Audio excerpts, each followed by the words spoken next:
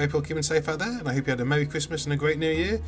Today I'm going to discuss yet again Hasbro's HasLab, the branch of the company where they take interesting ideas, put them forward to the public, and see if they can get enough backers to support the product to the point where it can be made.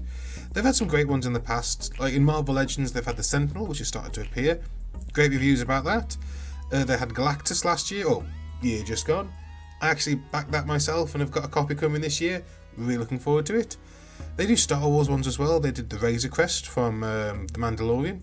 That looks really nice. And they did the they did the Rancor, but I don't think that actually got backed in the end. They've also done some great Transformers ones. Kind of. First one they did was Unicron. And God bless them, they tried. I mean, it looks okay, but it's not right, I don't think. There's a lot of details missing from it, especially around the mouth section of the planet mode. And for like £400 plus, the engineering isn't that great. I mean, basically 90% of the shell of planet mode just sits on the back of the legs and the back of the figure, looking really awful. The sort of like rings around it fold up for robot mode, and I've heard horror stories of these things just shearing off because they just break. And you look at things that third-party companies have made for their Unicron figures, you kind of wish HasLab, or Hasbro at least, would have done better. Okay? Not bad, but not what I think people wanted, especially not what I would have wanted. But the next Transformers one, which was their Star Saber and Victory Leo set, essentially a Victory Saber set from Transformers Victory, that looked amazing. I didn't back it solely because I just backed Galactus like a week or two before, and I had to decide which one to get, and I got Galactus. But this set does look amazing. You have both a fully transforming, fully decked out Star Saber, and the same for Victory Leo, and you can combine them into Victory Saber.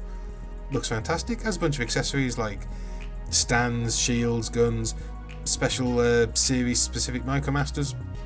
The whole set looks really great, and if I'd had the money, I'd put the money down and got it as well. But I've been thinking recently, like, what we're going to see this year, or perhaps in future years. So in the spirit of that, I put this video together, which is effectively Transformers HasLab 2022. What are we going to see? Okay, first idea I had was a bit of an obscure one, but one I think would be interesting. It would be Grandis and Sky Gary from Transformers Search for Convoy, which was the continuation of the G1 series into like in Japan. They continued after the G1 cartoon with like Victory and Master Force and Headmasters and so forth. One of these series was Search for Convoy. It was actually a really interesting series. The basic premise being Micromaster Hot Rod / Optimus Prime and these guys try to find the body of Optimus Prime and return him to life as a new character, which effectively just to sell new toys, which they do. They eventually find him and he's rebuilt into Star Convoy.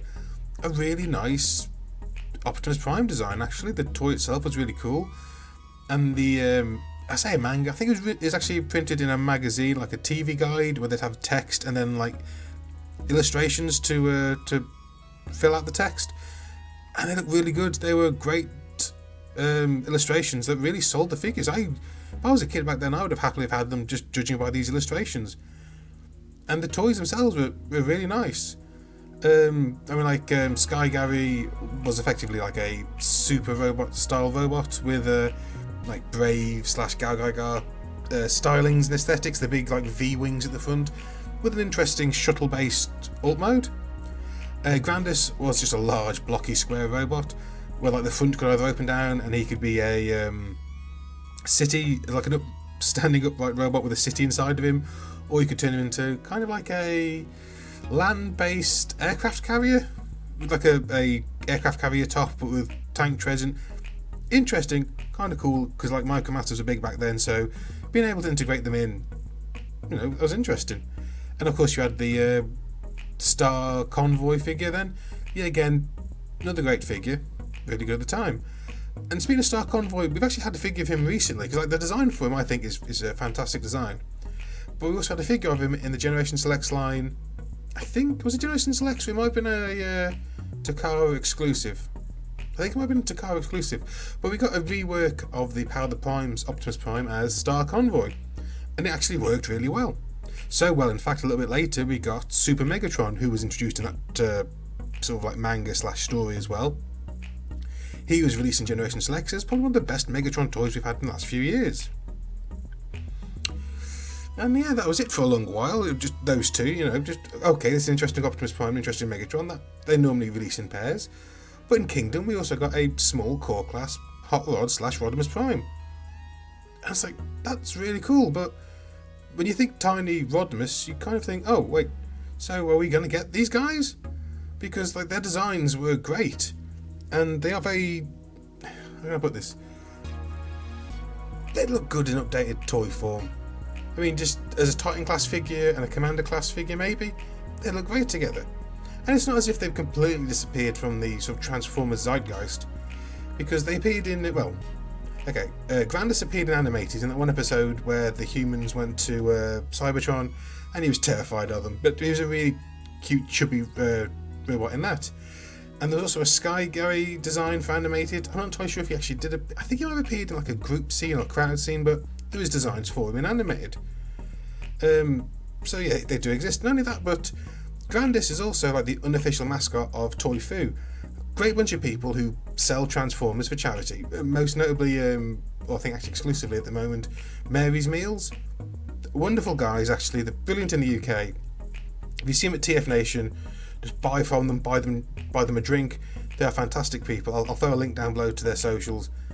Wonderful people. Be it having an actual main, not mainline, but an actual modern version of Grandis and Sky Gary as well, would be great for them. Maybe they could have their mascot there on the table with them. That's it for the first one. Well, first two, should I say, or the first set. After that, another idea I had, Transformers Armada, first series in the Unicron trilogy.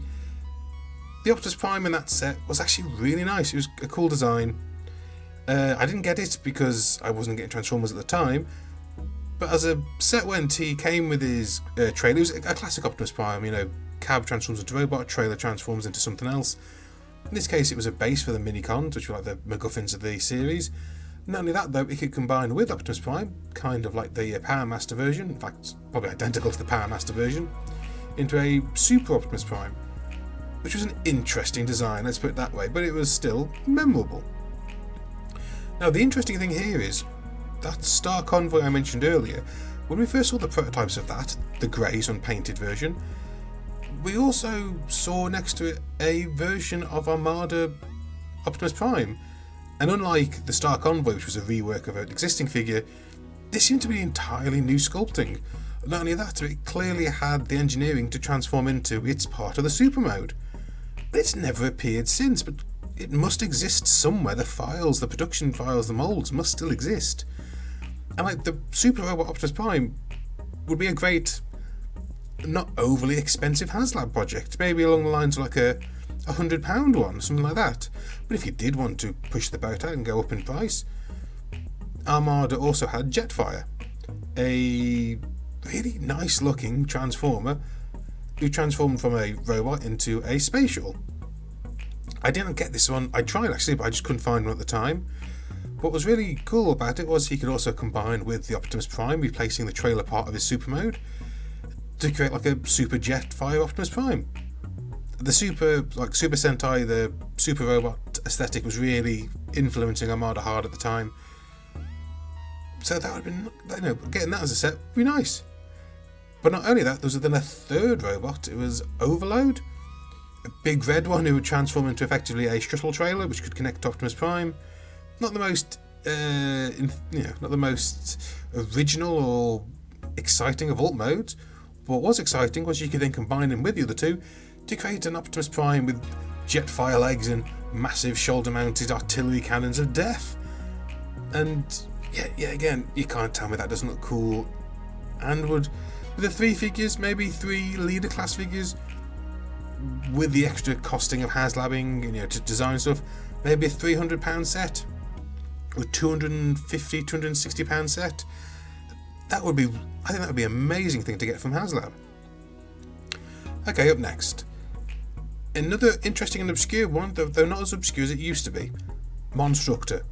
Now, Constructor came out at the sort of tail end of G1, across the at the time of Pretenders, and Monstructor, that's hard to say for some reason, came as a set of 6 small Decepticon Pretenders, each with a monstrous Pretender shell. The figures themselves were then transforming from robot to monster mode, but they could also combine all 6 together to create Monstructor. Now, Constructor is an interesting combiner. He is one of the most colour-based, haphazard colour schemed or weirdest looking combiners, where the way everything sort of comes together with just completely disparate colours. At the same time, it really works for the idea of a just monstrous creature where, just as I say, things slap together. Now, what makes that even more interesting is he's actually raised in prominence in recent years. IDW really used him quite well in their previous Transformers universe. In that universe, he was originally the first creation using the Enigma combination, or was it?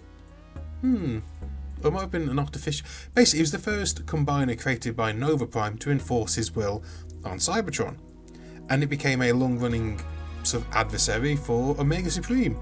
But whenever he appeared in the comic books, he was a genuinely terrifying and imposing figure and presence, and I think it'll work really well as a new combiner, because we haven't had many giant combiner sets apart from, actually no, we've had 2. They've both been really great.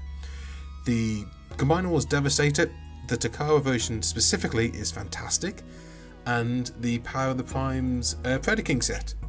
In fact, you could probably get away with using the base engineering of Predaking, or maybe not. But the idea of a Titan-sized combiner made up of 6 robots, you haven't even got to really add in their Pretender shells if they didn't want to. I mean, they could maybe release...